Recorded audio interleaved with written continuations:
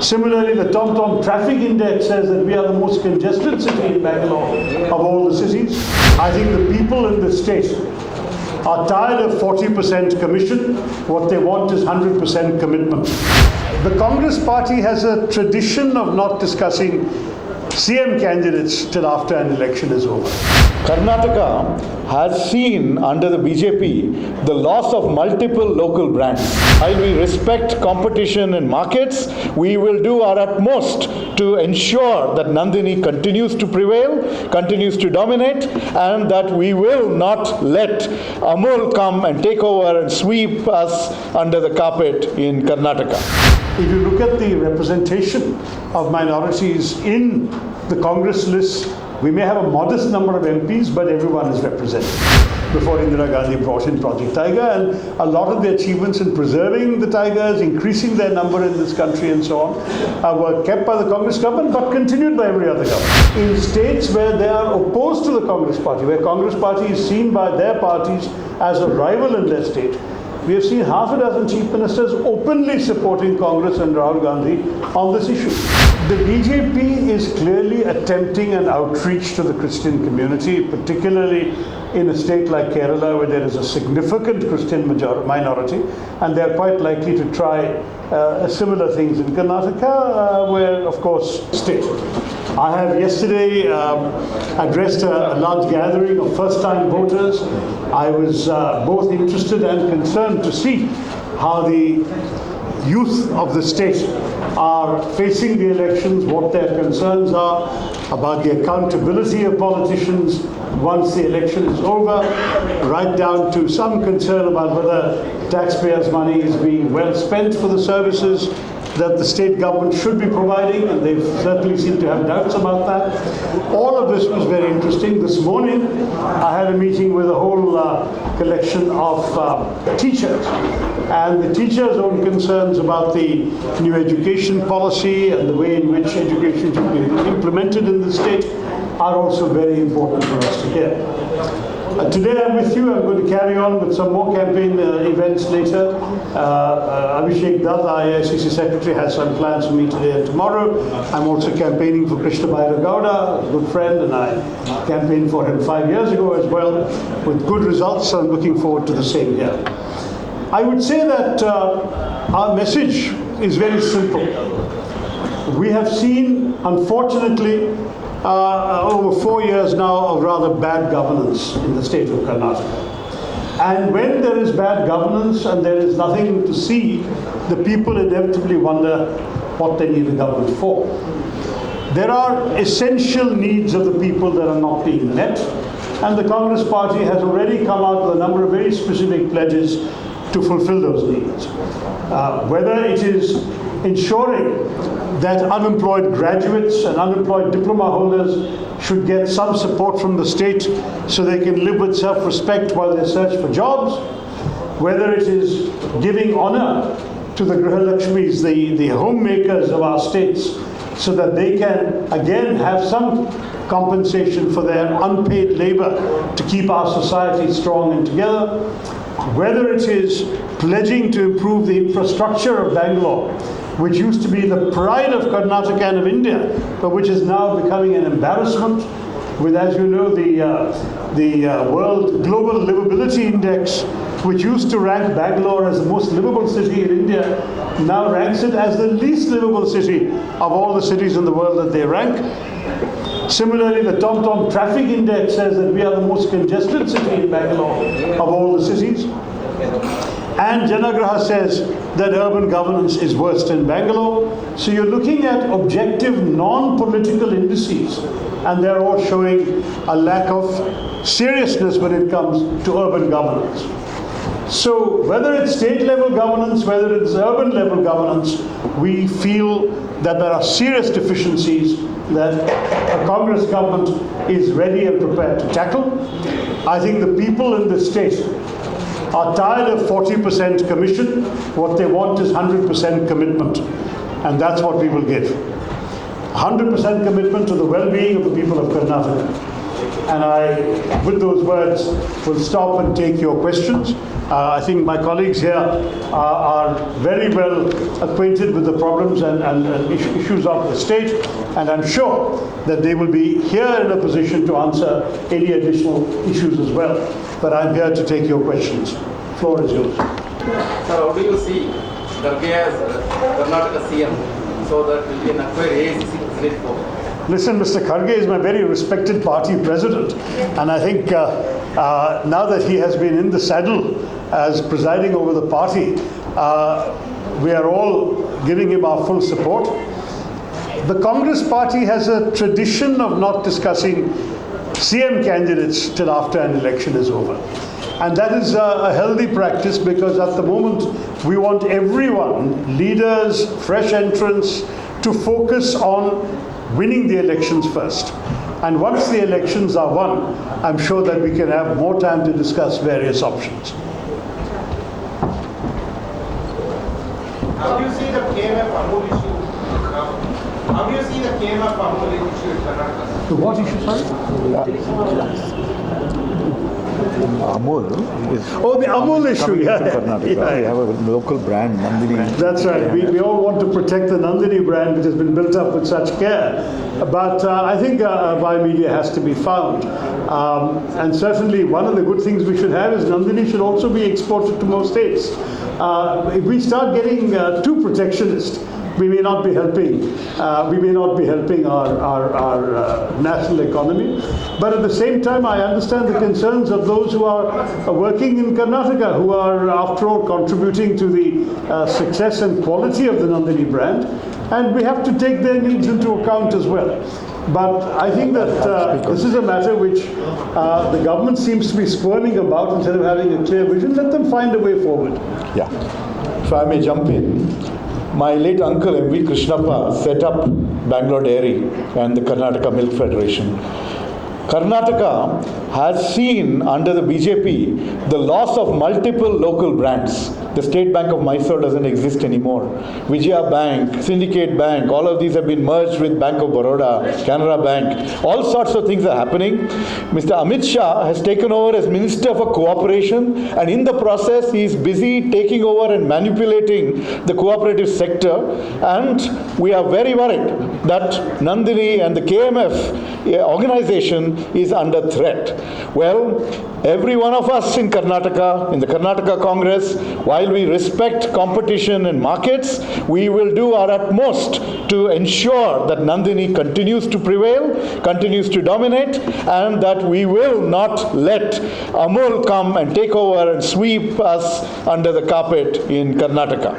Dr. Tharoor, I would like to There's a robust answer for you. Yeah. How do you see in Karnataka, it is possible that the Congress is getting a lot of from the BJP. Yes, I've been seeing the numbers. Across the country, there seems to be this perception that it's being built, that the BJP is welcoming many leaders from the Congress, including somebody like Anil Anthony, who looks up to you as a mentor. How do you believe that that perception is denting the Congress's campaign? Well, if you look at the Karnataka situation, I see 5 MLAs, 2 MLCs, 11 former MLAs, 4 former MLCs, and 1 former MP have all joined the Congress literally in the last few months and weeks. So it does suggest that people from other parties are seeing the Congress as the inevitable victorious party in Karnataka. I must say that I'm disappointed with a couple of the people you mentioned joining the BJP for the simple reason that I know them to be secular-minded individuals, and I don't think they will find a welcoming home in a party that is fundamentally committed, unfortunately, to a particularly communal agenda. And therefore, I think they've made a mistake. I'm therefore disappointed. I'm not hesitating to conceal that. There may be dissatisfactions, often related to individual feelings of frustration or of aspirations thwarted. I think every individual has a right to pursue their own political dreams, and I have no problem with that. But I do have a problem when people go to an ideology that is the opposite of what they have always practiced and what they've always believed in. You know, I am not saying that no one has a right to leave a party, to change their mind. As I said, we have welcomed many in Karnataka recently. They have the right to change their mind, but there must be some principles. I've always said, what is politics about? Politics is about a vision of a better society. We are working for our idea of a better India, and that means we have certain principles, certain values that we stand by. Now, we can take our commitments to another party that shares the same values and principles. But how can we go to a party that has the opposite set of values and principles? That I find difficult to understand, and that's where my disappointment with some of the people you mentioned who have gone to the dark side, as one might say, is I think they will sadly have to repent their choices as they see how they are treated in their new home. They will not be treated as they are perhaps expecting to be. Does that impact your campaign in Karnataka? Do you believe it does? So I think in Karnataka, every indication we are getting is that people are looking with great hope and optimism towards the Congress. I've only been here 2 days and talked to voters, but there's quite a cross-section of people, from people at a place like the Bangalore Club, to the first-time voters I met yesterday, to the teachers, very often from rather modest schools that I spoke to this morning. I get the sentiment. Is there a crisis going on here? I get the sentiment that people are interested very much in seeing the Congress offer a respectable alternative to the misgovernance that they've endured in the last 4 years. And I think people in Bangalore particularly see that their city has such great potential. It's so sad that a city that was very evidently the most favored destination for IT investment, for example, till a few years ago, certainly 2017, 2018, investment kept on going up. Now it's been plummeting in the last 3-4 years. And investments are coming, but they're going to other cities. Why is that? It's again a reflection of urban governance or misgovernance by those who are in power in this state. So I will say to all of you that the need for change could not be more palpable.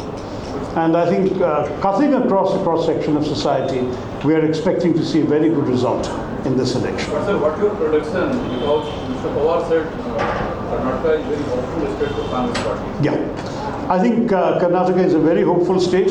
I think personally it's not my job to come up with numbers. I know one or two of my senior colleagues here have mentioned numbers. I think you can quote their numbers. For me, what is important is that we get across the majority mark. Because sadly we have seen in the past that the BJP, with their rather disgraceful Operation Kamala and their Operation Lotus in other states, have subverted the popular mandate. And that should not be allowed to happen again. So my request to the people of Karnataka is, give us a clear majority so that we can stop in advance the machinations of those who want to try and play that kind of game as they did last time. Yeah. So the Congress party has released its second list recently, Yeah. and a section of the Muslim community is, quite upset with the Congress party because they say that the Congress party has used them and in the name of secularism hasn't given them adequate representation. I think there's still some tickets to be issued, so let's wait and see how it all works out. My own view is that the Congress party sees itself as a natural home for Muslim politicians, Muslim voters, the same for Christians, the same for other minorities, because we don't discriminate amongst communities. What we are seeing, sadly, for the first time in the history of independent India, is a ruling party at the center that doesn't have a single Muslim MLA, a single Muslim MP anywhere in the country, and neither House of Parliament. That is an unprecedented and somewhat shame-making record, because we've always been proud of the fact that whoever ruled this country, the diversity of this country was sought to be represented in the government. That is sadly no longer the case. We have today a government without anybody in the ruling party from that community. By contrast, if you look at the representation of minorities in the Congress list, we may have a modest number of MPs, but everyone is represented. And that's the spirit in which we intend to approach the challenges in Karnataka and in other states. Sir, okay, Congress party can capitalize on Rahul Gandhi's disqualification issue. Well, there's a lot of public sympathy about this, and many people feel this disqualification was completely unfair, that to give him the maximum permissible sentence for a rather trivial offense, and then to ensure that sentence is the minimum required for disqualification, And then the disqualification, as you know, under the Supreme Court ruling, is 2 years plus a further 6. That would be very unjust. I've often asked a number of voters who are not Congress voters, said, put aside whether you want to vote for Congress or not, put aside whether you like Rahul Gandhi or not. In any democracy, do you want a situation where the principal leader of the major opposition party is silenced for 8 years, who's not able to raise his voice in Parliament for 8 years, is going to be imprisoned for 2? Is that good for democracy, just objectively? And I must say, even some BJP voters have said to me, it's not fair, it's bad for democracy. So the public sympathy is widely there. And you know, we have conducted protests in every district of the country when that decision came out. We are appealing and we are hoping that the judicial process will correct it. So if not, definitely this is going to be made an issue, because it is being seen by many in the public as an unfair attempt to silence a voice of the opposition, a major voice of the opposition. Both like even in Karnataka elections. I think even in the Karnataka election, this issue is a live one. Look, we understand that in a state election, there will be state issues first and foremost. And we are going to raise the state issues first and foremost. But some national issues are bound to come up because Karnataka is a politically aware state, especially in the urban areas. There is a lot of consciousness of national issues, whether it's issues of crony capitalism that Rahul Gandhi has been raising, whether it is Rahul Gandhi's own disqualification, whether it is issues of national security, including what the Chinese are doing at our borders. As you know, a few soldiers from Karnataka are serving in dangerous conditions along the border with China. So every Kannadiga is also concerned about national security. All of these issues cannot be excluded, but our focus now is on Karnataka. And though we will mention other issues, right now we are trying to give Karnataka a better government and a more effective government to solve the problems of the people of the state. Little louder. A decision has to be made, but it will be made after due consultations. You want it very quickly, but we have to wait and see when the party can do it for you. So you want to comment on it because PM Modi today is in Gandhi. Yes, I gather he's going for the tiger project, right? Well, I'm glad that he's preserving tigers. We'd like him to preserve the well-being of Kannadigas also. But we are all in favor of pride tigers, so no negative words on that. He's trying to take credit of Congress government. You know, everyone knows that Project Tiger was initiated by Indira Gandhi. There was no tiger conservation in this country before Indira Gandhi brought in Project Tiger, and a lot of the achievements in preserving the tigers, increasing their number in this country and so on, were kept by the Congress government but continued by every other government. So I don't want to make politics over animals. I would say that, we criticize the Prime Minister for lots of things, but we definitely have very good grounds to criticize his party in this state for what they have failed to do for the people of Karnataka, and I'll keep the focus on that. So, if you get a mandate, do you expect a clash between DkShivakumar and Siddaramaiah? Look, I think both of them have spoken very clearly about the fact that they are united in fighting this election. The truth is that it is entirely normal in any party's politics for individuals to have exceptional personal qualities, professional abilities, and political aspirations. So let's not be surprised that these things exist. But at the end of the day, whenever Congress has won an election, Congress has formed a government, one person has become chief minister, and the world has moved on. And I can tell you that at some point, this will happen here also. Let us now focus on the fact that a united party is fighting in the election unitedly. And we are all here to support a very strong Congress performance.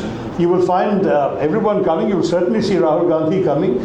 You will see leaders from across our country from the Congress party coming to show their support here, because we really believe very passionately that this is a winnable election, and what is more, it's in the interest of the people of Karnataka that this misgovernance be ended.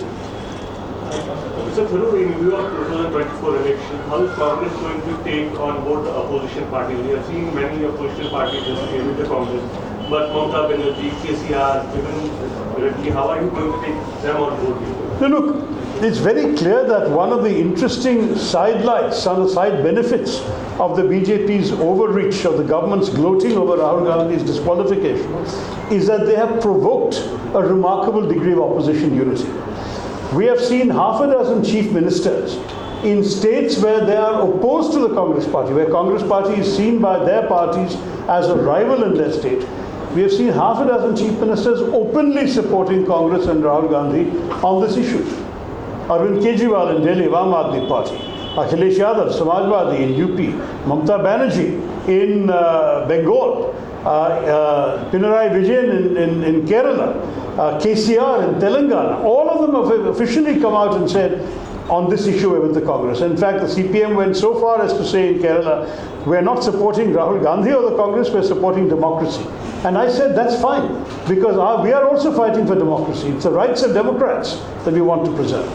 But in the process, if the BJP creates a more propitious ground, a more favorable ground for us to explore stronger opposition unity, that is a good thing. You may have seen Mr. Kharge telephoned a few opposition leaders just 2 days ago to say, let's talk about opposition unity. I think his calls are going to continue to other opposition leaders. And I think, very frankly, everyone understands the logic of opposition unity. If we are able to find agreement on common minimum program and principles, why should we not have a system where we don't divide votes? The BJP won 2014 with 31%. They won 2019 with 37%. That means in both elections, a majority voted for other parties. But if you look at our parliament today, there are 36 parties in parliament. So the 63% who didn't vote for BJP voted for 35 other parties. Now, some of those 35 other parties, instead of dividing each other's vote, are able to come together in those constituencies where it's very clear that only one of them stands a chance of winning. Wouldn't that be healthy for our democracy? Wouldn't it be in the interest of the country if a formidable opposition was able to take on a formidable government ruling party?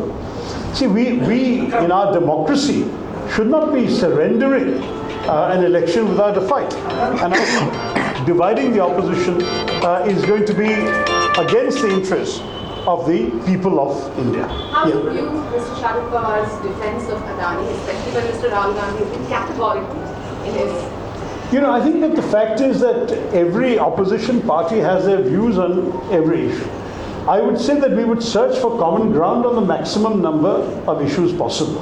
Don't forget that Mr. Sharad Pawar's party has been with us in Parliament, in the decisions made in the Parliament coordination, in the march to Vijay Chowk that we all undertook when Parliament finally adjourned on the 6th of April. They were there marching with us to Vijay Chowk. So it's not as if they are breaking away from opposition unity. On one issue, they have a different view. Similarly, you know, we've made it very clear that we don't always agree with Shiv Sena, and Shiv Sena has agreed with us that they don't always agree with us on some issues. But that doesn't mean we can't cooperate in a very strong and effective opposition alliance in Maharashtra. So my own view is a broad common minimum program was the formula that succeeded in UPA. And in the first term, even the communists who are opposed to us at that time in both Kerala and Bengal and Tripura at that time, they supported the central government of the UPA from the outside, but they supported us. So if you can find the areas of common ground, support should be possible. But the areas of common ground have to be explored and agreed first. But many opposition leaders are saying that Congress wants everyone around them. They don't want everyone to be equal. They want around them. Congress. I think all this is subject to further discussion, further negotiation. The point is, when the conversations haven't happened, how can you come to conclusions? Mr. Tharoor, on yesterday, BJP leaders are busy visiting bishops, and PM Narendra Modi is going to visit Sacred Heart Cathedral in Delhi. And you must have read the interview of Cardinal Marcio Challengeri in the New Indian Express. So how do you respond to this? Look, the BJP is clearly attempting an outreach to the Christian community, particularly in a state like Kerala, where there is a significant Christian minority, and they are quite likely to try similar things in Karnataka, where, of course, there is a smaller but still influential Christian minority as well. And we welcome any attempt to show that all Indians are equal and that all Indians are guaranteed rights in our constitution, irrespective of their religious identity, their caste, their language, their creed, etc. Having said that, we have to ask the BJP some honest questions. Are they the party that is, where the Prime Minister is visiting a cathedral and making a speech? Or are they the party that has condoned in silence, without a single word of criticism, attacks on numerous churches over Christmas in a multiple number of states? Are they the party that lent tacit support to an appeal by a Sangh Parivar outfit that all Christian Adivasi should be denied scheduled tribe status? Are they the party that has been complicit in denouncing Christian missionaries and priests, and that has actually burst into Christian services and dragged the pastors out to be taken to prison and to police stations? They have to explain who they are. It's very easy for a Prime Minister to make a speech. Our Prime Minister particularly likes making speeches. But his own Man Ki Baat may not be enough in this case. I think we need the Christian Jan Ki Baat here. They also need to know how their daily life and their priorities are being treated. Sir, Anthony's in right from BJP. I'm sorry? What's your comment? Anthony's son. Anthony. Yes. BJP. Yeah. What's your comment on this? I've already answered that question earlier. I'm deeply disappointed. I think that secular individuals will not find a welcome home in the BJP. I've already said that. Okay? Sir, how about Tharoor running for PM post in 2020? I think we already have a party president. We have party leaders. There's no shortage of aspirants from various other parties as well. I don't think that that's a question. Right now, our objective ought to be, let's create a CM in Karnataka and worry about PMs later. ಹೆಚ್ಚಿನ ವಿಡಿಯೋಗಳಿಗೆ ಪ್ರತಿಧ್ವನಿ YouTube channel subscribe ಮಾಡಿ, bell icon click ಮಾಡಿ.